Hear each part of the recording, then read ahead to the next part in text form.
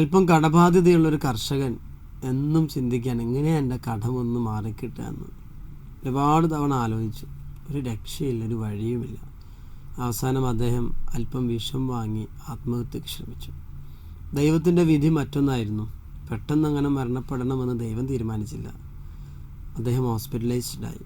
മിംസ് ഹോസ്പിറ്റലിൽ കൊണ്ടുവന്നു. ശേഷം 6 മാസത്തിന് ശേഷം വീട്ടിലേക്ക് തിരിച്ചു കൊണ്ടുപോയി.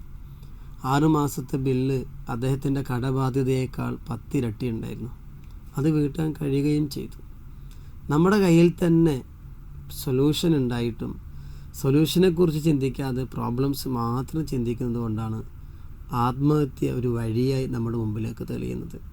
കഫേ കോഫി ഡേയുടെ സ്ഥാപകൻ മുതലാളി ജി സിദ്ധാർത്ഥ് ആത്മഹത്യ ചെയ്തു. അതേ സ്ഥാപനത്തെ അദ്ദേഹത്തിൻ്റെ ഭാര്യയാണ് കൈപിടിച്ച് തിരിച്ചു കൊണ്ടുവന്നത്. അവിടെ ഉണ്ടായിരുന്നു സൊല്യൂഷൻ. ആ സൊല്യൂഷനെക്കുറിച്ച് ചിന്തിക്കാത്തത് കൊണ്ടാണ് പുഴയിലേക്ക് എടുത്ത് ചാടാൻ അദ്ദേഹത്തെ പ്രേരിപ്പിച്ചിട്ടുണ്ടാവുക. സോ പ്രശ്നങ്ങളില്ലാത്തവരാരുമില്ല. സൊല്യൂഷൻ നമ്മുടെ ഉള്ളിൽ തന്നെ ഉണ്ട്. സൊല്യൂഷനെക്കുറിച്ച് മാത്രം ചിന്തിച്ചാൽ വഴികൾ താനെ തെളിഞ്ഞു വരും.